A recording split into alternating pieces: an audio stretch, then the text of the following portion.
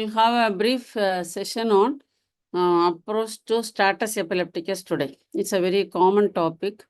So we will see it's an epileptic emergency and it is very common thing that happens, and we shall approach the topic by defining, classifying, and then how to diagnose and what are the seizures causes in the critical care unit and how are you going to manage this.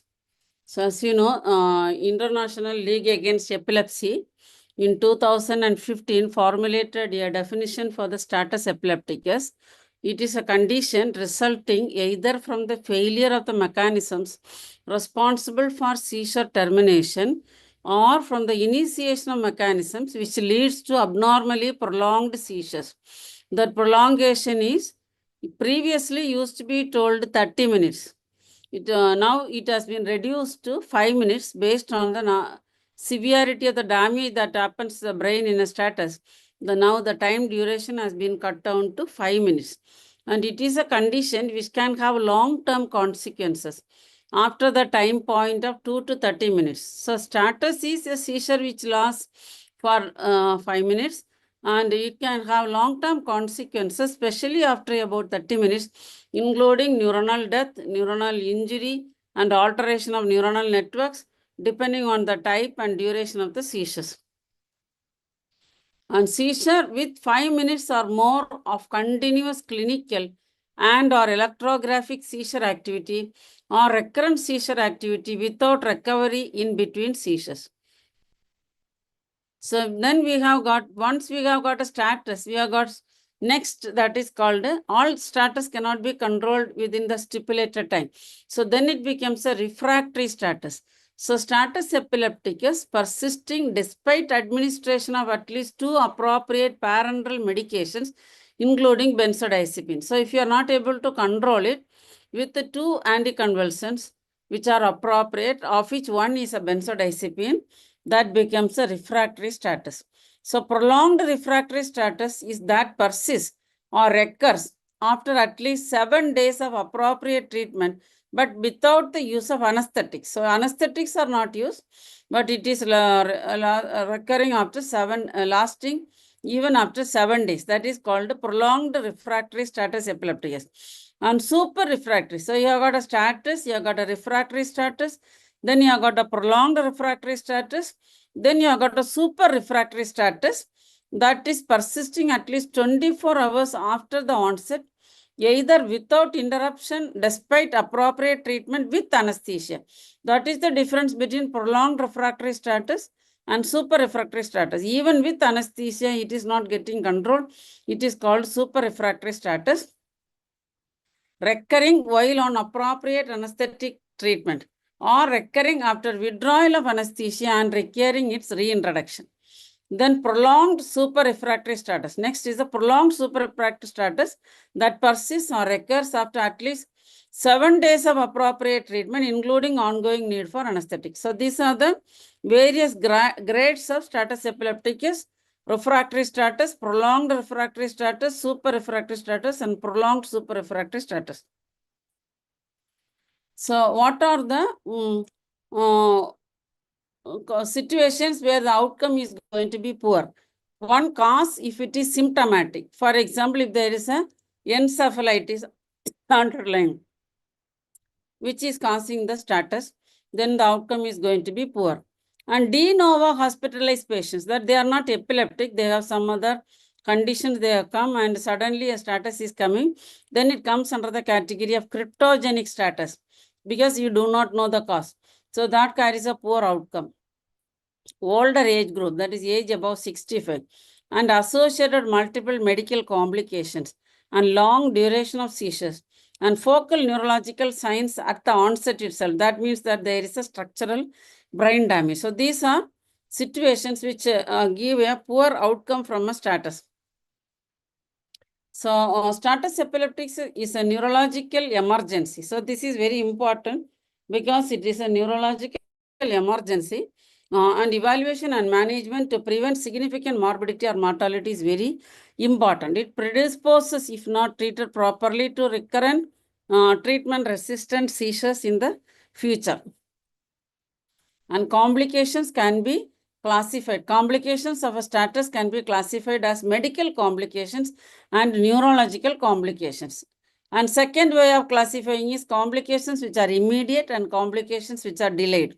Medical complications include cardiac arrhythmia, cardiac damage because of the catecholamine surge, respiratory failure, hypoventilation, hypoxia, aspiration pneumonia, pulmonary edema, fever, and leukocytosis.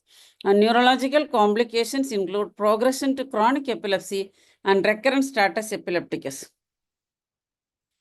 And then with system wise, we will see. And in the CNS, it can produce raised intracranial pressure. It can lead to cerebral venous thrombosis, and it can lead to cerebral hemorrhage. And in the cardiovascular system, it can produce cardiac arrest, arrhythmias, and myocardial infarction. In the respiratory system, it can produce apnea, pulmonary embolism, pulmonary hypertension. And systemically, it can produce hyperthermia, hypoglycemia, acidosis, electrolyte change. And muscles, with reference to muscle, it can produce rhabdomyolysis, fractures, and dislocations. And with reference to kidney, it can produce acute tubular necrosis. And with reference to GI tract, it can produce hepatic failure. And hematologically, it can produce disseminated intravascular coagulation. So these are the various complications which can happen in a timeline and involving multiple systems. So it is very vital to address it properly. And it has a bimodal age distribution, that is the younger child and older people, which peaks during infancy and in the elderly. And there is an annual incidence of about 7 to 40 cases per 100,000 population. And males are more affected. The short-term mortality, that is 30 days mortalities in status epilepticus, ranges from 7.6 to 22% across all age groups. So the status epilepticus may be, we saw what is based on the timeline up to super-refractory status we saw. Then based on the type, it can be convulsive status epilepticus, non-convulsive status epilepticus, focal motor status, myoclonic status, and it can, and any of these can become refractory. And we should not forget there is a pseudo status. A pseudo seizure can also present as a status epilepticus, and which should not be forgotten. And convulsive status epilepticus consists of generalized tonic-clonic movements and mental status impairment. Non-convulsive status epilepticus is defined as seizure activity identified on electroencephalogram with no accompanying tonic-clonic movements. And focal motor status epilepticus involves the refractory motor activity of a limb or a group of muscles on one side of the body with or without loss of consciousness in myoclonic status epilepticus. Refractory status epilepticus refers to continuing seizures, convulsive or non-convulsive, despite appropriate anti-epileptic medication. So what are all the causes? We saw the bad prognostic features, the systemic complications, and definitions, and we have seen all these things. Then what are all the causes for status epilepticus? One is low anti-epileptic drug levels in patients with seizures or drug default. It may be drug default or low drug level due to various causes, due to interaction with some other medication given, etc. That is the cause in about 35% of patients. And systemic disease like strokes, including hemorrhage in 20%, and autoimmune diseases, and alcohol withdrawal in 15%, anoxic brain injury in 15%, and metabolic disturbances in 15%, remote brain injury, that is systemic causes, and congenital malformations in 20%, infections in 5%, brain tumors in 5%, and unexplained in 5%. So what happens when a status starts? Within milliseconds, that is the stage 1, there is protein phosphorylation, ion channel opening and closing, and neurotransmitter release. And then in the stage 2, there is receptor trafficking, decreased inhibitory GABA, beta 2, beta 3, and GABA 2 subunits. So decrease in the inhibitory neurotransmitters, increase in the excitatory neurotransmitters, and increase in the excitatory AMPA receptors. The next stage, that is a stage 3 minutes to hours, neuropeptide expression, increase in the excitatory substance P, insufficient replacement of inhibitory neuropeptides. And last is the stage 4, which is in days or weeks. There is in the areas which are undergoing the abnormal firing, there is genetic and epigenetic changes. So those neurons which have been firing continuously for days undergo a local genetic change that becomes a permanent matured epileptic focus, and that is the reason that following a status the patient becomes vulnerable for recurrent seizures, because permanent epileptic synapses are produced, and there is gene expression, gene methylation, and abnormal regulation of microRNA. By that way, following a prolonged status, there is a permanent establishment of a recurrent epileptogenic zone. The neurotransmitters involved are excitatory neurotransmitters like glutamate, aspartate, acetylcholine, inhibitory neurotransmitters GABA, and other mechanisms, calcium ion dependent potassium ion current, and magnesium blockade of NMDA. Then excessive excitation and inadequate inhibition results in status. So it is classified into so many types, which we already saw. That is based on the semiology, tonic-clonic, non-convulsive, pseudo status, and so on. And then the status can also be classified based on the cause. That is a status due to encephalitis, status due to traumatic brain injury, status due to alcohol withdrawal, like that. That's the second classification. And epilepsy can be, the status can be correlated with the EEG changes, and it can be also classified based on age, that is early onset, adolescent onset, and late onset status. So operational dimensions with time indicating the time that emergency treatment of status epilepticus should be started, and T2 indicating the time at which long-term consequences may be expected. So that is within 5 minutes, the treatment tonic-clonic status epilepticus within 5 minutes, and abnormal changes takes place by 30 minutes. And focal status, the medication should be started and arrested within 10 minutes, and the structural changes starts after 60 minutes. And absent status treatment should be completed in 10 to 15 minutes, and the duration by which permanent focus establishes in absent status epilepticus is not known. So stage 1 is called early status epilepticus. Here what do we do? That is the first 30 minutes. Treat with benzodiazepines, for instance, intravenous lorazepam, buccal midazolam, or rectal diazepam. And stage 2 is 30 to 120 minutes, where established status is there, and you treat with IV antiepileptic, for instance, phenytoin, phenobarbital, or valproate. And stage 3 is refractory status epilepticus, where we start anesthesia, like propofol, midazolam, thiopentol, or pentobarbital. And stage 4 is super refractory status, which has continued or recurrent despite therapy with general anesthesia for 24 hours or more.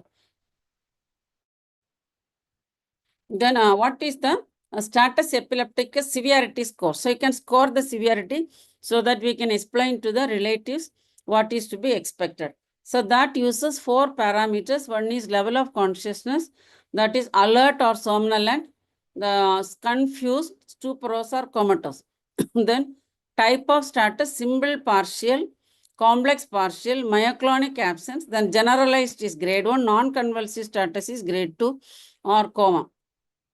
And age in yes, less than 65 is 0, more than 65 is 2. Past history of seizures, that severity is, if it is yes, 0, if it is no, it is 1. And so total score is 0 to 6. So you can score and say what is the severity in our patient. The differential diagnosis for status epilepticus is acute intoxication, early catastrophic brain hypoxia, encephalopathy of toxic and metabolic origin, strokes, non-epileptic seizures, and trauma. Then what is intractable epilepsy? We saw a status epilepticus. It is not equal to intractable epilepsy. So intractable epilepsy is different from status epilepticus. This I am telling for the sake of our younger colleagues.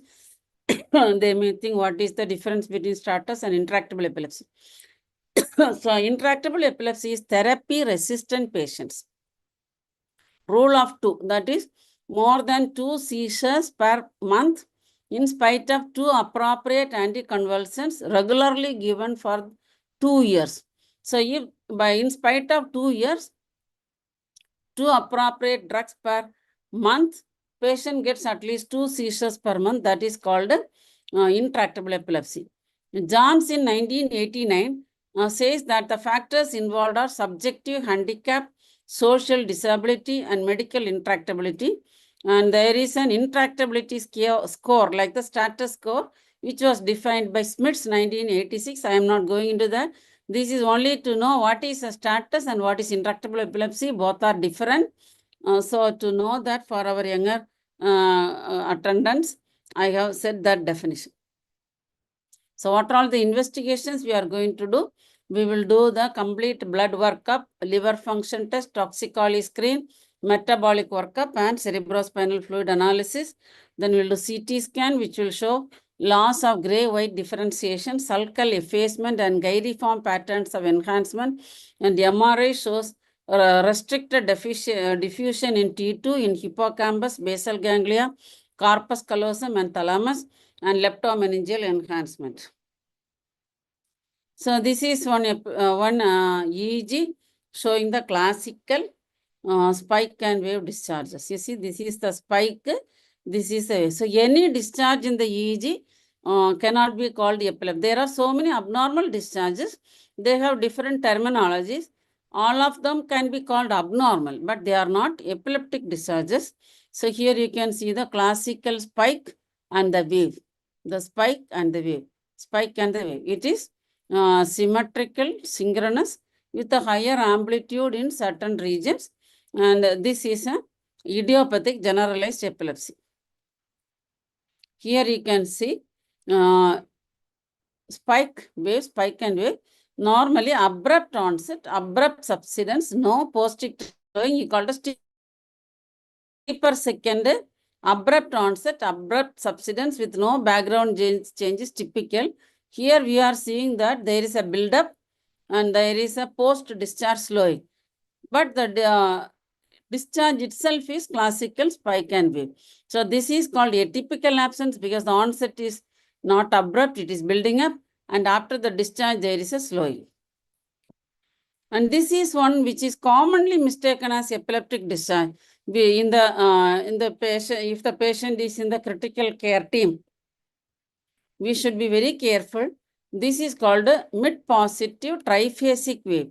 And these are the commonest discharges seen in the critical care team because those patients may be suffering from obstructive airway disease or MI or hypotension, hypoxia, renal, hepatic failures. All this will produce this mid-positive triphasic wave and the patient may be in coma due to the metabolic derangement, not due to seizures. So seeing these discharges, we should not label them as non-convulsive status and pump them with multiple types of anticonvulsants, and then the patients will not wake up at all. So remember this is a classical mid-positive. Positive in the EEGs are down, and you have got an upstroke, you have got another negative stroke, that is mid-positive triphasic. This indicates metabolic dysfunction. You have got atypical mid-positive triphasic waves and typical mid-positive triphasic wave depending on the type of metabolic derangement. In hepatic coma, we get the classical typical mid-positive triphasic wave that will be symmetrical, synchronous, recurrent. Whereas scattered asymmetrical asynchronous is seen in a wide variety of disorders like renal derangement, electrolyte imbalance, endocrine dysfunction, hypoxia, hypoglycemia, all these things. It is seen when the encephalopathy is grade 3. And this is not to be considered as a manifestation of non-convulsive seizure. Patient is already neuronally suppressed due to the metabolic dysfunction, and such a patient should not be pumped with multiple anticonvulsants, and we are considering these discharges as epileptic, and then the patient discharge is going on there, and we are going on adding AEDs, and then that will be catastrophic for our patient.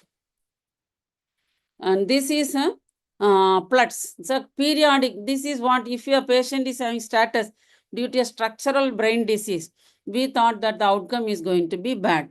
So this is called PLUTS, periodic lateralized epileptiform discharge, which are typically seen in herpes encephalitis. So if you see this in a patient with the status epilepticus, even if you did not have time to go through the details of the nature of the seizure, then you know that this is due to herpes encephalitis. So EEG should be carefully interpreted. All EEG should be very carefully interpreted before we make what is any abnormal discharge is not epileptic discharge, and discharges give you clue to the cause of the status when it is there. So EEG should be very carefully interpreted.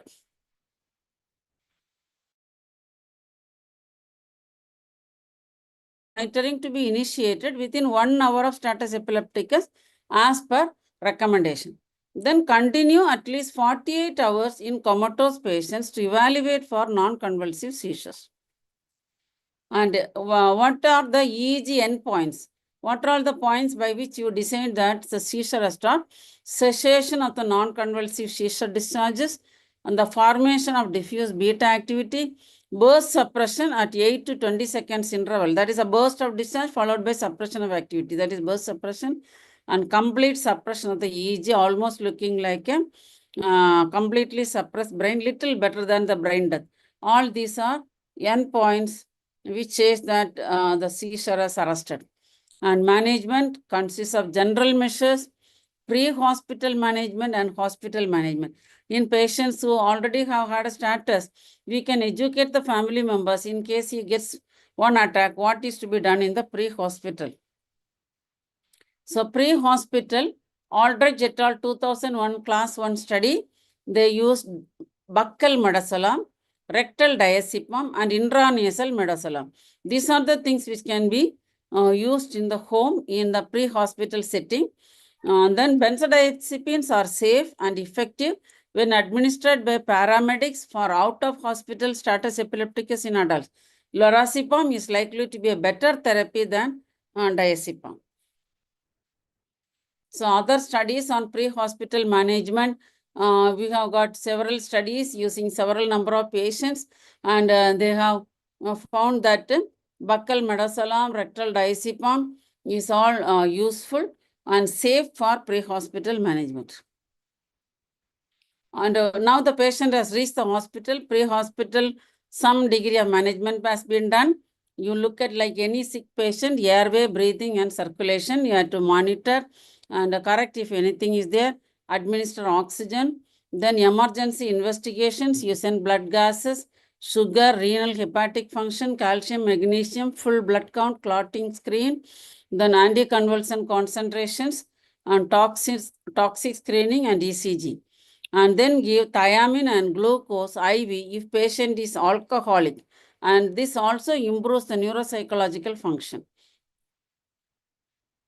And which drug is better after this? So we have seen we have pre-hospitally we have managed, we have received the patient in the hospital, and we have done the first line care with benzodiazepines.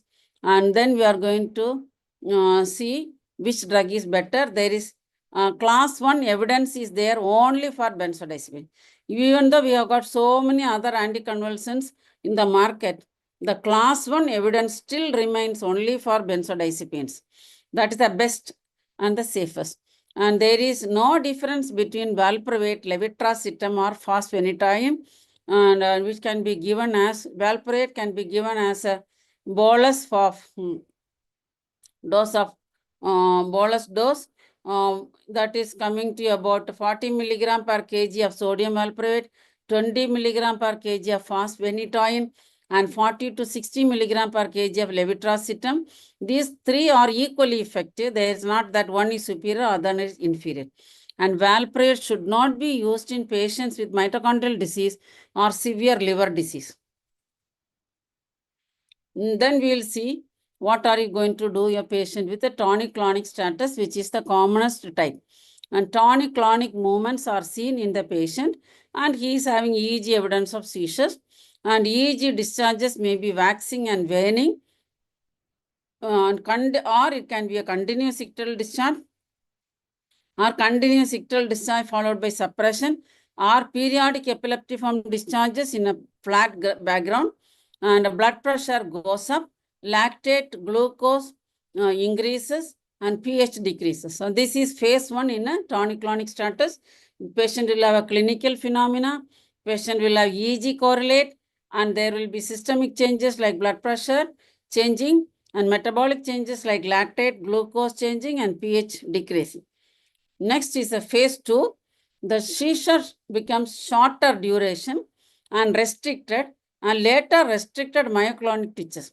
So seizures become briefer and restricted, and this can be associated with myoclonic twitching.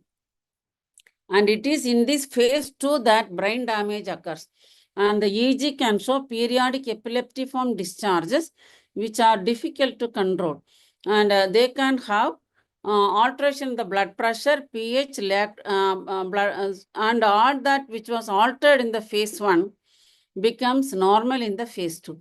And there can be hyperthermia and respiratory distress. That is phase 2. And what happens in the tonic-clonic status? There is changes in the extracellular potassium, increase in NMDA, decrease in GABA, activation of EGKC, and reverberating seizure activity between hippocampal and parahippocampal regions. And do not forget, any patient presenting with a status, we should look into several factors. Is the patient on a wrong choice of drug? For example, if the patient is a case of myoclonic epilepsy, if he is given carbamazepine or diphenylhydantoin, he can go into status. So is it a wrong choice of anticonvulsant that has been prescribed? Myoclonus patients may not reveal. There can be an occasional twitch, dropping of the brush, dropping of the cough. They may ignore it and not tell us. And so in a very crowded hospital, we may ignore this history and put the patient on carbamazepine or diphenylhydantoin. So is it a drug-induced status? Then AED overdose seizures, valproate overdose, diphenylhydantoin overdose, then can induce seizures. Then you can have benzodiazepine used in a patient with Lennox-Gastaut syndrome. So wrong choice can be myoclonic with carbamazepine, diphenylhydantoin, Lennox-Gastaut with benzodiazepine, and valproate or diphenylhydantoin overdose. All this, if it is there, it is not that we are going to pump in more drugs. We have to change the offending drug and reduce the overdose which has produced the seizure. So these are very, very important, not just casually go through and keep on adding drugs. So remember the small things that will go a long way in improving the quality of our patients. Then other drugs which can lead to status are levothyroxine, lidocaine, meperidine, antipsychotics, clozapine, flumazenil, quinolones, carbapinum, that is mirapinum, which is very commonly used, and those pinum group of drugs, theophylline, antivirals, INH, penicillin, tramadol, fentanyl, and immune modulators like cyclosporin in patients with organ transplant. So these drugs, if they are there, addressing that is the first step. Then in 0 to 5 minutes, oxygen by nasal cannula, control the vitals, and see the oxygen saturation. And in 6 to 9 minutes, 100 milligram of thiamine and 50 ml of 50% glucose given at the rate of, it's given either as a push or at the rate of 2 ml per kg of 25% glucose if the person is a child. Then next, after the 9th minute is over, we are going to give lorazepam, 0.1 milligram per kg up to 8 milligram over 4 minutes, or 0.2 milligram per kg of diazepam at 5 milligram per minute. Then 15 to 30 milligram per kg of, so this lorazepam or diazepam is only to address that particular moment. Then to maintain the recovery, we have to give the second drug, that is phenytoin, 15 to 30 milligram per kg, or equivalent of phosphenytoin, that is 50 milligram per minute. or 3 milligram per kg in children with watch on ECG and blood pressure. If we want to change 1 milligram of phenytoin is equal to 1.5 milligram of phosphenitoin. Phosphenitoin does not have less degree of the injection site toxicity, which is very common, which can lead to gangrene in phenytoin when in larger doses given. Phosphenitoin, that complication is less. And at 60 minutes, so we have given a single dose, we have given the pre-hospital treatment, we have received the patient, given the hospital treatment. Now we have loaded with the benzodiazepine and diphenylidinoin. And at 60 minutes, if the seizures are still not controlled, you can have an additional dose of the second line drugs which we have given. Still, if the patient is not better, we can give phenobarbital 20 milligram per kg IV at 100 milligram per minute.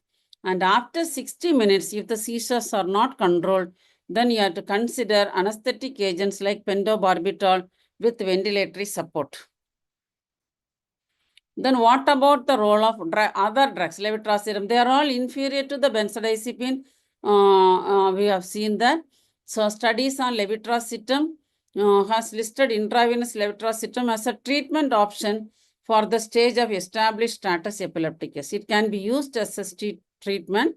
It has got some side effects like somnolence, rash, thrombocytopenia, paradoxical agitation, and respiratory depression and hypotension. An additional advantage of levetiracetam is the presence of very limited drug-drug interaction and allergy. So, drug allergy and drug-drug interactions are very less with levetiracetam. That is the advantage. Otherwise, it is not superior to the conventional anticonvulsants used in status. Then from 60 minutes onwards, try to establish the cause. So, now we have treated the symptom only. And now we work on establishing the cause. Look for medical complications. If there is a blood pressure alteration, correct it with dopamine 2 to 5 micrograms per kg per minute, titrated up to 20 microgram per kg per minute based on the response. And patient at this point should be in the intensive care. The next is called therapeutic coma. So if all this has not helped, failure of 2 adequately dosed anti-seizure medications in different drug classes, including 1 benzodiazepine and 1 of the second drug which we have seen. Then, however, using anesthetics must be balanced against the risk of long-lasting seizure activity, hypotension, respiratory failure, and propofol, midazolam, and barbiturates are used. Barbiturates 0.5 to 20 milligram per kg per hour for barbiturates, 0.1 to 24 milligram per kg for propofol, and 0.0 to 1.8 milligram per kg per hour for midazolam. Therefore, Novi and co-workers reported that escalating treatment with non-sedating anti-seizure medication terminated refractory status in more than half of their patients. Then, so this use of these drugs produces coma in the patient. So it's called therapeutic coma. And you can use intravenous pentobarbital 5 milligram per kg or 2 milligram per kg propofol to induce burst suppression, and maintained by pentobarbital 0.5 to 2 milligram per kg per hour or propofol 10 milligram per kg per hour. And after this 24 hours, the dose of these anesthetic agents are reduced, and inhaled anesthetics like isoflurane is used if no response is found to the pentobarbital, propofol, or midazolam regime. Pentobarbital, propofol, or metabolome, any one of them. If that is not helping, if it is helping, after 24 hours of maintenance, we start reducing. If it is not helping, occasionally inhaled anesthetic isoflurane is used if no response is seen with the intravenous anesthetic agents. Other drugs which we can use are ketamine, midazolam, and inducing ketosis. Then locasamide, benzodiazepine resistant status epilepticus, locasamide is used with the response rate. Locasamide was higher with the weight adjusted doses of 5.3 milligram per kg. And overall efficacy is about 56%. And efficacy decreases as the time from onset of the seizure increases. And intravenous valproate has similar efficacy to intravenous phenytoin or continuous IV diazepam as second therapy after failure of benzodiazepine, and that is level C evidence. So, ideal drugs are benzodiazepine with diphenylhydantoin or fast phenytoin, then phenobarbital, and then if it is not helping, you can briefly try the other drugs, and within 60 minutes, if there is no response, go to intravenous anesthetic agents, and even after that, if it is not controlled, we will give a short inhaled anesthetic agent to control the seizures. IM midazolam, IV lorazepam, and IV diazepam, and IV phenobarbital is efficacious at stopping seizures lasting at least 5 minutes. That is level A evidence. IM midazolam is superior compared to IV lorazepam in adults with convulsive status epilepticus without established intravenous access. That is also level A evidence. So, midazolam can be given IM.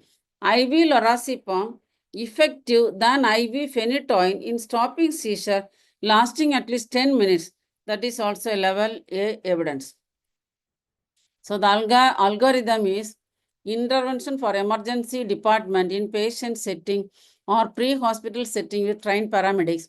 Stabilize the airway, breathing, circulation, disability, time the seizure onset, monitor vitals, access to oxygen IV cannula and intubation if needed, initiate EEG monitoring, collect sugar, then give thiamine and glucose, and dosage we have already discussed for adult and children, and attempt an IV access and collect the blood materials for the various investigations which you have already seen. If seizures are not continuing, you go to the symptomatic medical care.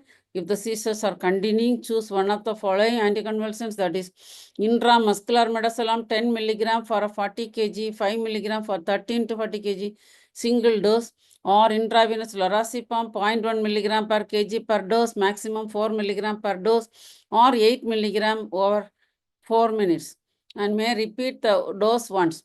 And or you can give intravenous diazepam 0.15 to 0.2 milligram and repeat the dose once more if it is not controlled.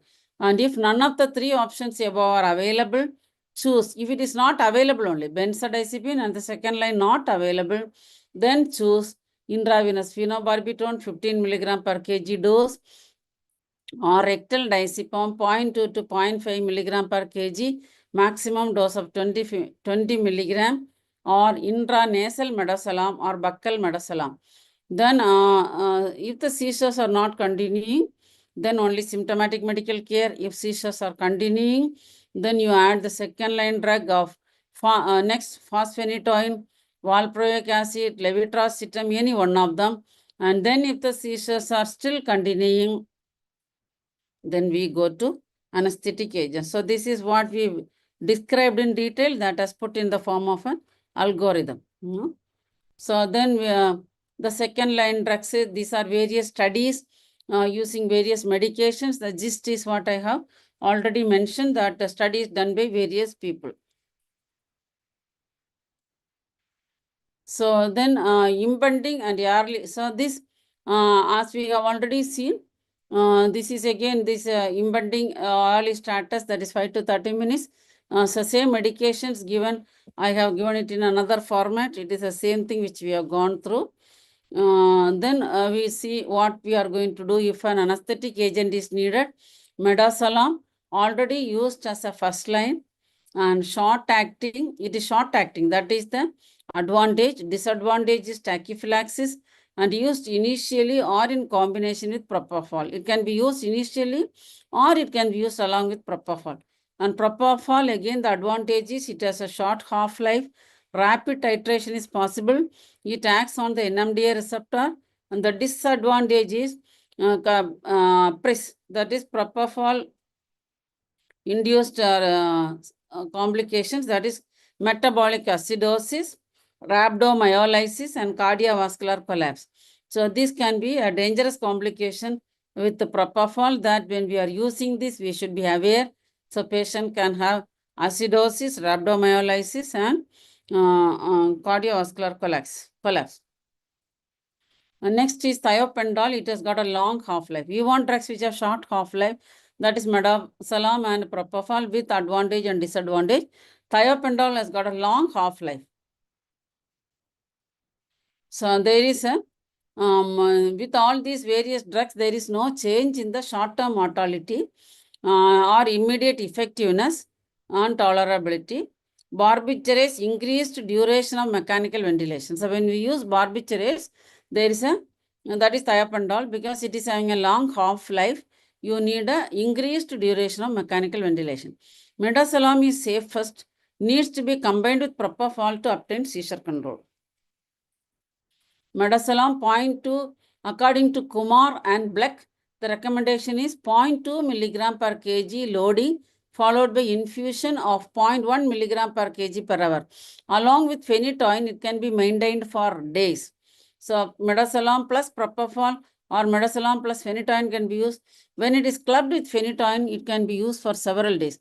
Alternatively, propofol 2 milligram per kg bolus, followed by 2 to 8 milligram per kg per hour can be used propofol. After 24 hours, complications should be watched for. That is hypertriglyceridemia, pancreatitis, acidosis, and rhabdomyolysis and respiratory collapse, cardiovascular collapse.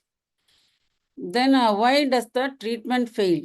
In spite of, we saw the super refractory, prolonged super refractory, all this happens.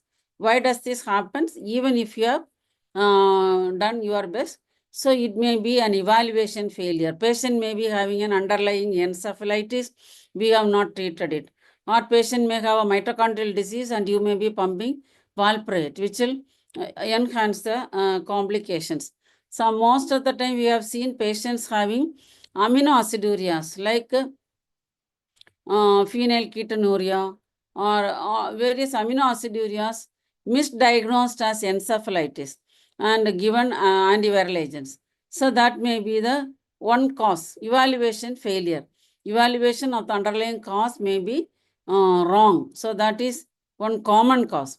Second is choice of the anticonvulsant. As I told, benzodiazepine should not be used in Lennox-Gastaut. And we should not use valproate in mitochondrial. We should not use diphenylhydantoin or carbamazepine myoclonic. So this wrong choice of drug. And the dosage may be less or more. Drug overdose can also produce seizure. Underdose also can be seizure. So when there is a therapy failure, ask yourself, why did this happen? It is not at all correct to be thinking that we have done, even if you are highly experienced and even if you are working on this field for several years, still failure can happen. So at every bedside, when therapy fails, ask this question again. Was my evaluation wrong? Was my choice wrong? Did I give overdose or underdose? So these questions should be asked. And inadequate initial dosing. Failure to initiate maintenance therapy. We saw that lorazepam, benzodiazepine are instant management. After a few minutes, they stop working. So immediately you should supplement with phosphenytoin or phenytoin or phenobarbital. If that we have forgotten, we gave lorazepam, patient is all right, we forgot. Then that is one cause. And associated hypoxia, hypotension, cardiorespiratory failure, metabolic complication, disseminated intravascular coagulation. These are all various causes while treatment fails, apart from the evaluation and dosing and choice of drug. Another thing, the patient may be suffering from pseudostatus. I have seen patients with pseudostatus who have been treated as status, and patient later becomes drowsy, so you do not know what is happening. You are not able to evaluate further. And then patient goes into all the complications secondary to the drugs that are used. So that is pseudostatus should not be forgotten. Next, we will see what is non-convulsive status epilepticus. A prolonged seizure that manifests primarily as altered mental status as opposed to the dramatic convulsion seen in generalized tonic-clonic status epilepticus. So when that is not there, it is called non-convulsive status. types, it may be confusion or abnormal behaviors, suggesting the diagnosis of absent status epilepticus or complex partial status epilepticus. So patient may appear confused and manifest with neuropsychiatric features. Or it can be a subtle status epilepticus where patient is comatose, but after a prolonged seizure, but is having multiple small twitches. So that may be due to continuous subtle status epilepticus. Subtle motor manifestations such as facial or hand twitching, whereas the morbidity and mortality in patients is prolonged absent status epilepticus or complex partial status epilepticus is low. The mortality associated with subtle status epilepticus can exceed 30% if the seizure duration is greater than 60 minutes. Also, the types are absence non-convulsive status epilepticus, that is altered consciousness with generalized spike and wave EEG, and complex partial non-convulsive status epilepticus with appropriate complex partial EEG changes, and generalized myoclonic status epilepticus where you get polyspike and waves, and subtle generalized unnoticed rhythmic twitching of face, limbs, nystagmus, eye twitch, and epileptic EEG. So these are the various types, and we can see a EEG in a non-convulsive. I saw that the metabolic EEG with mid-positive triphasic waves are commonly mistaken and mislabeled as epileptic discharge. That is one thing which we should assess when treatment fails. So here you can see the classical spike. A spike is a discharge which stands out from the background. It stands out from the background. It is less than 70 milliseconds in duration, and it is bisectable. So a bisectable spiky discharge which is less than 70 milliseconds duration and stands out from the background. So this clearly you can see this. These are not the mid-positive waves which are commonly mistaken as non-convulsive seizure, resulting in unnecessary treatment for non-convulsive seizure when it is really not there. So when the patients are slow to normalize, we should look at the red herrings, that is rhythmic slow waves with occasional spikes. It may not be a seizure discharge. So we think the EEG is not normalizing. Why? So what we are seeing may be a further or frontal intermittent rhythmic delta, which is due to myoclonic, which is due to metabolic changes. It is a grade 3 to 4 metabolic change, not seizure. Is it due to underlying brain pathology other than seizure? So the red herring is a EEG which is showing a further or a mid-positive triphasic wave, which we mistake as non-convulsive seizure. So, and treat with anti-epileptic, which is not indicated. So patient does not normalize. Patient is not normalizing because we are treating a thing which does not exist. So very important. Patient not normalizing. Are we treating for what the patient is having or what is mistakenly suspected from the EEG? And triphasic waves generalized are not epileptic. And spike morphology, which waxes and wanes, can be a seizure. Spike, which I showed now, it is a bisectable, stands out from the background, very spiky appearance and less than 70 milliseconds in duration. And role of drug is prolonged unconsciousness. So what is the role of drug in prolonged unconsciousness? It is not anticonvulsant. You address the cause of the prolonged unconsciousness. And benzodiazepine alerting patient and normalizing EEG is a test we can do. Normally, when we give benzodiazepine, what will happen? Patient will become more sedated. So paradoxical alerting of benzodiazepine. You give benzodiazepine, patient paradoxically alerted. Then you will see, you will confirm when my patient probably had non-convulsive. So all comatose patients are not suffering from non-convulsive seizure. You can do the EEG and you can look for an alerting response. If both are present, then you can say maybe my patient has non-convulsive seizures. So seizures in the critical care ward. Patients who are in the critical care, what are the causes for seizures? One is strokes, trauma, tumor, hypoxic ischemic encephalopathy, renal, hepatic, endocrine disease, organ transplant recipient where the drugs used are epileptogenic, hypertensive encephalopathy, then preeclamptic toxemia, alcohol, iatrogenic due to the drugs overdose, or antibiotics and other drugs which are epileptogenic and electrolyte imbalance. So these are very important. It is not that you suspect a seizure and give AED. No. Look for these causes and address them properly. And in the critical care, always ask history. We have seen what all the situations which can produce a seizure as one of the phenomena, but all unconscious patients are not suffering from non-convulsive seizure. Very important to understand. So in the critical care, always ask, is it a seizure? And what is a non-convulsive status epilepticus? And what are the typical EEG manifestations? So carefully evaluate the EEG and then draw conclusions so that we will save more lives. So here I wish to put on record my gratitude to Sri Karthik and Sri Nagaraj, senior technicians of NIMHANS, who provided me the classical EEG presented in this paper.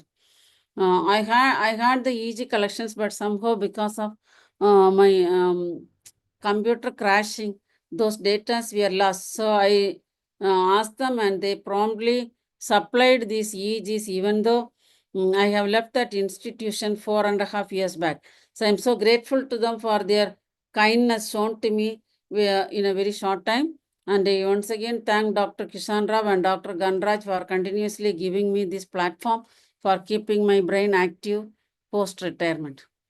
So take-home message is diagnosis and treatment of status has to be done with care. And pseudo status. So diagnosis is very important.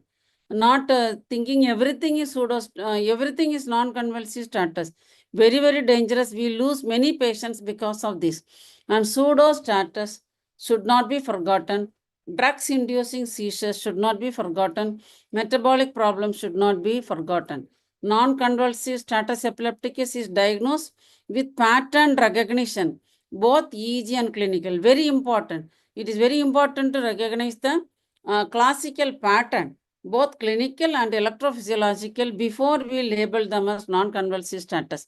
And brain is precious and we have to handle it with care.